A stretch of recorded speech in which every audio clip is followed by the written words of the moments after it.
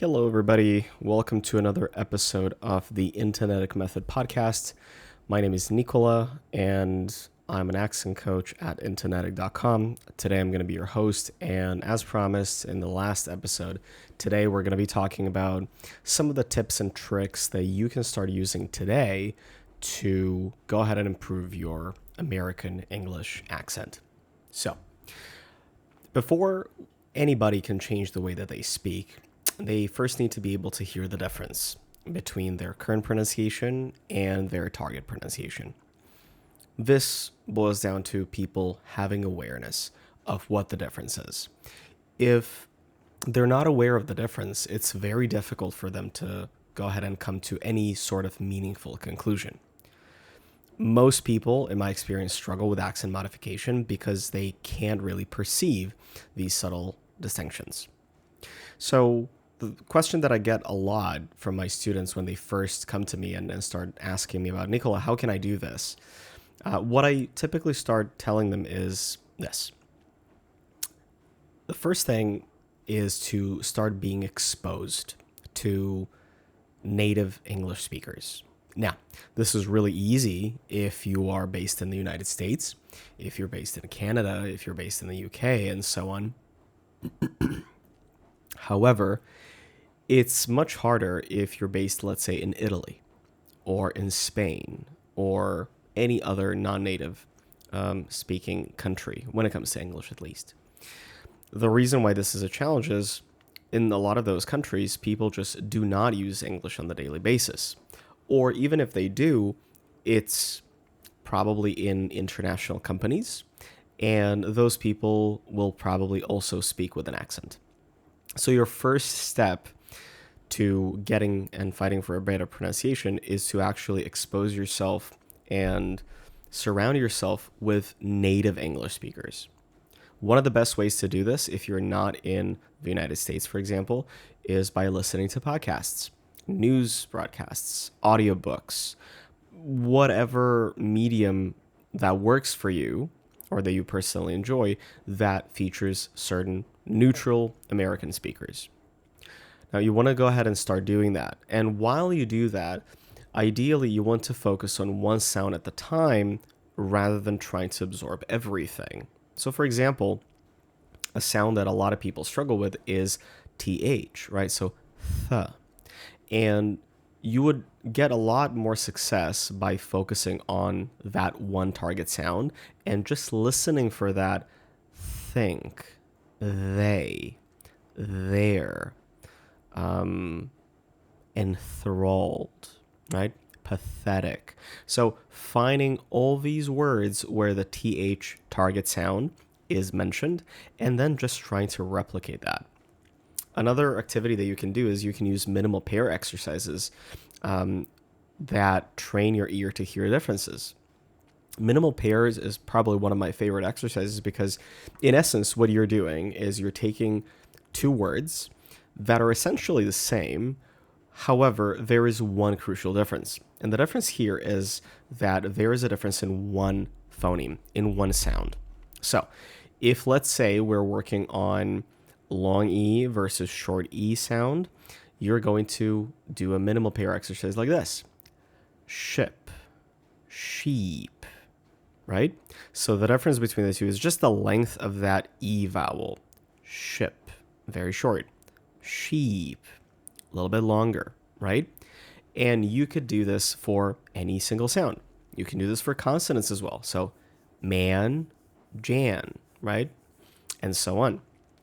So there are a number of tools that can help you hear how specific words are pronounced in different contexts. However, my honest recommendation is if you could just go to YouTube and you just type in the word that you would like to learn about the pronunciation, and you just say pronunciation. So literally, you would go into YouTube and type sheep, so SHEEP, and then space pronunciation. You can add American, just so YouTube knows what type of pronunciation you're wanting to hear. So I'll bet you anything that you are able to find a number of videos where people explain how you're actually supposed to do that. So once you start incorporating all of these, you want to go ahead and have some sort of open loop feedback. What that means is that you're not just guessing if you're saying something right or not, but you are effectively going with a data driven approach where you can just record yourself. So you start practicing and then you practice in front of your phone while recording yourself. And don't worry, you don't have to share these videos with anyone or audio files, at the very least. You would need to be able to hear yourself. You're not looking to share these with anyone. You're only looking to hear yourself. So you start off with a baseline recording, reading a standard paragraph, any sentence that you come across, or any word or batch of words that you come across. You practice specific sounds or patterns, and then you record again after a couple of days or a week of practice. Then what you want to do is you want to compare the recordings so you can hear if there is a difference, and hopefully there should be some difference because you've been practicing every day for at least 30 to 45 minutes. And this visual and auditory evidence of your progress will serve as a motivational booster so that you can continue working on your accent. So it does take some time. It is not something that's going to happen overnight. Remember, you've most likely spent decades working on developing how you sound right now in your first language, right? And your native accent, if you will. So it's a little bit overly optimistic to expect that you're able to do something in a scope of a couple of days or weeks. So it does take some time. However, you start recording yourself and then you analyze and see how you sound, and then you record yourself again, and you keep coming back to it until you start noticing some changes. Now, why do we do this? Because literally accent is muscle memory. It is a set of muscle habits. And you can change these because it's a habit. The same way that people change their habits, that they start working out, they start going to the gym, they start eating in a bit, healthier manner. It is just a habit, I promise. However, people don't think about these as habits. They think of how they sound as something permanent and never changeable, if I can say that way.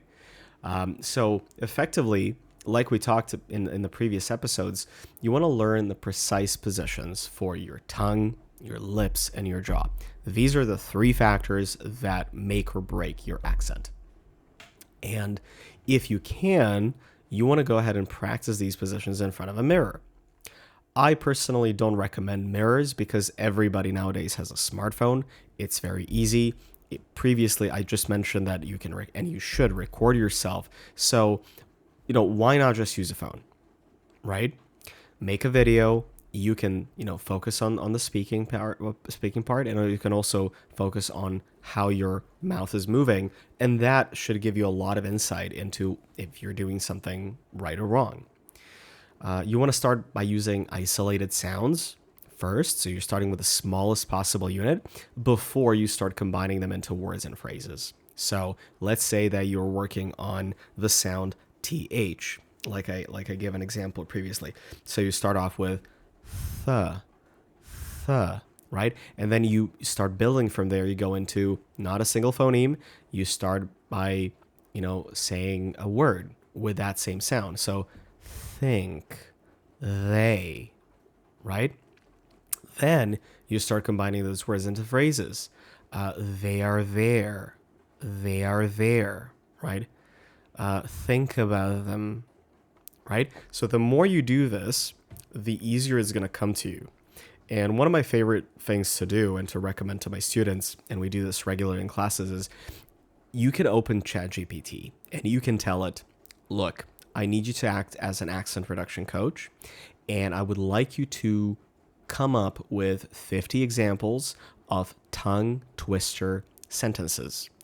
And what this is going to do is it's going to tell ChatGPT that it should come up with tongue twisters. If you don't know what tongue twisters are, they're sentences where every single constituent in a sentence is a word that starts or contains the target sound. So think about something that realistically you will never hear in real life, but we're only doing it for the practice's sake. You can say, 33 thoughtful thinkers. Let's go with, you can finish the sentences any way you like, but you got the point. So every single word starts with a target sound.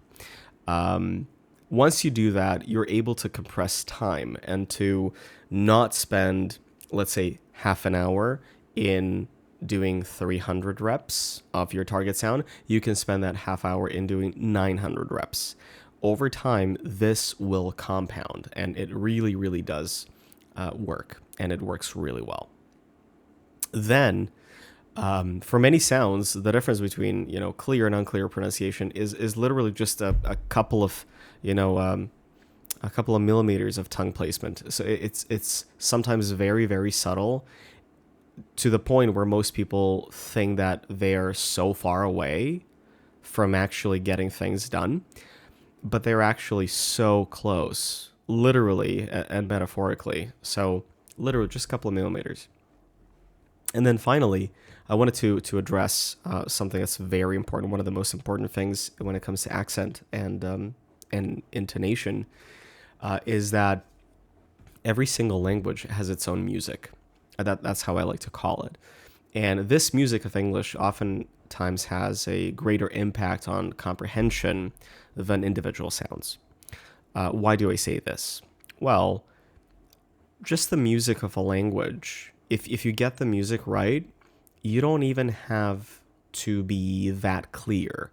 There are people with speech impediments, and they for sure communicate with their family members and friends and family and so on and so forth. So if you ask me something and I just went, you would know that what I would want to say is, I don't know, right? But instead, I just used the music, right? I said, And